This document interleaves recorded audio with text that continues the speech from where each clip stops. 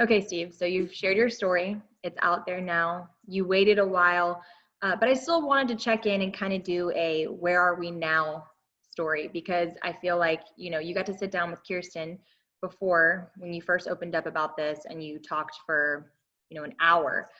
Of course, there's only, if you're lucky, 2 minutes worth of the story you can tell on TV. Right.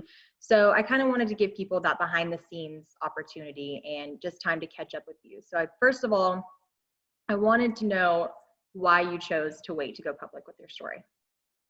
That's like the big question all the time. A lot of people are usually a little confused by it because, you get it. We're in the media.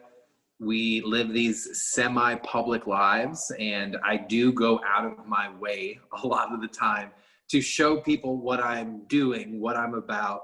And I think the law enforcement side of that intrigues people. But in a year of COVID, I didn't want the attention. I didn't feel I deserved the attention. There were so many people throughout our community, just locally, if we want to keep it localized, that were in my mind, going through so much more. So, and for me, it was a big gut check. And I wanted to know what I could handle and what I was actually going through before I went public about anything. You get hit with a cancer diagnosis, you don't know what the future has for you. So I was kind of just wanted to take it very slow. I kept it very off the waves. No one had a clue outside of my circle really what was going on. And to answer the question without a Trooper Steve answer, it was to, one, protect myself and to keep the attention off of me when I knew so many other people in our community were going through bigger things. So I guess a follow-up to that would be, why now? Why did you finally decide to be open about it? Well, you look at the year of medicine, and I say that in proactive medicine.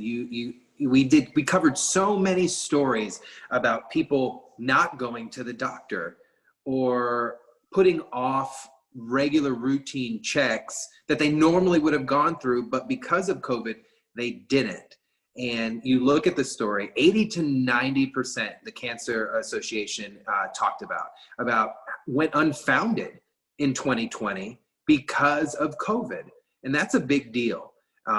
So I feel putting myself out there, oddly, there are a lot of people that I'm finding that like me. I say that as in a humor way, because it's like, I'm coming out with this and I really feel that if they're like, wow, Steve went and got his checkups, maybe I should do it too.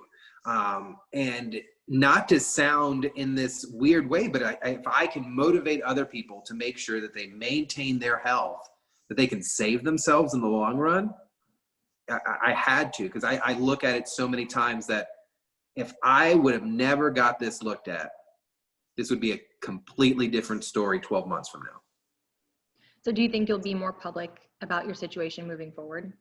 Absolutely. I don't think now that I've been given the clear, I am technically cancer-free at the moment. And, I'm not even close to one of these individuals that had to battle it in a way of going through chemo and year-long processes. For me, it was a diagnosis, a surgery, and now a monitor. If I can continue to let people in, people who want to see it, and then educate and motivate along the way, I'm down. So you brought up something that brings me to my next question, which honestly probably should have been my first. I know, but for the people at home, how are you? How are you now? What are you doing to stay healthy moving forward? How often are you going to be checked? What does your health plan look like now? Well, I am on a health plan of a check with Dr. Williams every 6 months for the next 6 years. And that is blood work, that's scans, that's routine checkups. Anybody who has experienced cancer in their life, whether directly or indirectly, knows it's a constant battle kind of thing. It's not like, okay, fix the cut on my hand, I'm good. It's an internal thing that could pop up whenever. So my thing right now is just maintain health. I'm trying to eat better. I'm trying to be a little bit more organic in life. Is it working out too well for me? Probably not when it comes to the diet, but I'm trying. And things look good for me now. It's the recovery to the surgery went well. It took a little bit to get everything healed up on my stomach. And now for me, the goal is to eat a little better and lose some of the weight I gained after the surgery. But you're healthy, and that's what matters. So I wanted to ask, there was something that stood out to me during the interview. I went back and watched it with Kirsten, and people at home may not have gotten to see this part, but you said, I'm a young, healthy guy who, quote, did everything right. Do you still believe that? Were you living a healthy life before? I think so. And I can't say there was anything I was doing that would have caused the cancer. Fairly in shape for a 30-some-odd-year-old guy. I try to do cardio here and there. I don't sit there as a couch potato all the time. And I was fairly mobile. We worked together a lot, so you see that. And it was a surprise. And Dr. Williams said it was hereditary. And for me, that's a little scary. And I say that because no one in my family has it, but it lets me know I have to watch out that if I decide to have a family. So you said it's scary, and you've done some pretty scary things in your lifetime. So for you to say something is scary, you're the bravest person I know. Don't tell my husband that, but you are. You've served overseas, you've been to war, you've been a state trooper, you've seen some horrible, tragic crashes. You've just seen the worst of the worst. And those things are what people would consider scary. But you say this was scary. So how did this experience compare to what you've dealt with in the past? I wasn't in any control. For you to, you're going to make me get all vulnerable again, and I don't like it, Bree. It's, there is something about when a doctor tells you, the word cancer scares everybody. We have been dealing with cancer since medicine started, and we have yet to fix it. And it's the last thing you want to hear from a doctor that, look, we think you have cancer. For me, the trooper, the military vet, just the guy in general, that was a punch in the throat. And it scared me because I had no control over it. And of course, I instantly think the worst so I could prepare myself for it and hope for the best. But that was the scary part. It's an internal thing. You can't see it, you can't feel it, but yet it's killing you. Cancer's not there to have lunch. So it's a mental game. And I think that was what did it for me, was the isolation behind it, the knowing that you're kind of alone at the moment, and that I was 100% not in control of it. So that was what really got me. A crash scene, I can compartmentalize it. I was in control of those scenes. I was there to help people. This wasn't there to help me. This time you needed the help, and that's not something you're used to. Not at all.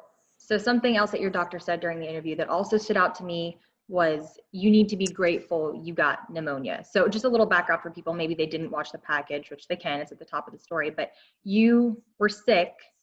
You thought, because this is when COVID first started, you thought maybe you had COVID, you had some symptoms like that. Took you a while, finally you go and you have really, really bad pneumonia, but while they're scanning to look into all of that, they find something on your kidney. And it was a big something, you didn't know it ended up being cancer. So your doctor says you need to be grateful you got pneumonia. Are you? 100%. That since go, there is so many people like, man, that sucks you got pneumonia. I'm like, are you out of your mind? Pneumonia saved my life. And I say, a lot of people are like, really? No, if you think about it, the pneumonia put me in the hospital. Yes, it was a miserable experience. But if they wouldn't have scanned my lungs and then seen something in the background, the battle I would have been going for would have been nothing compared to what I did go through. And I think about the treatments that people go through on a daily basis. I think about the people who lose their battle or who take years to beat this. And that is scary. And I'll say it, I did not want to go through that. And I take my hat off to the people who do. So yeah, I am so grateful for the pneumonia. Do I ever want it again? No. but I am very thankful that it happened, because I think we would be having a different interview right now. So one last question. Your life was changed forever by this, obviously. But your life, the big story here is your life was spared. You got a second chance at life. So how are you going to use that? I think it motivates me. Good question, Bree. Good question. I think it motivates me to continue, and this is going to sound pretty ridiculous, but to continue doing what I'm doing, but just with more passion, more motivation. I go out there to do what I do, on whether it's New Six or out on the road or just me in general, because I believe in affecting people's lives. And if I can use anything that I have been through to save one person, I'm good with that. So this second lease on life, this second chance that I'm given, and I'm given it by God, that I am going to affect as many people as I can, whether it's in proactive medicine, whether it's changing a law down the road, or it's fulfilling a role that I'm supposed to be in later on down the road. I'm going to do it at 100% every single day. Because you have the ability to still, and that is certainly something to celebrate. Well, I am so glad that you're healthy, that you're here, and I really am. I remember how scary it was for you. I'm proud of you for sharing it, knowing that you could impact others, and you already do that even before telling this story. So I can't imagine how many lives you're going to touch with this. Thank you, Bree.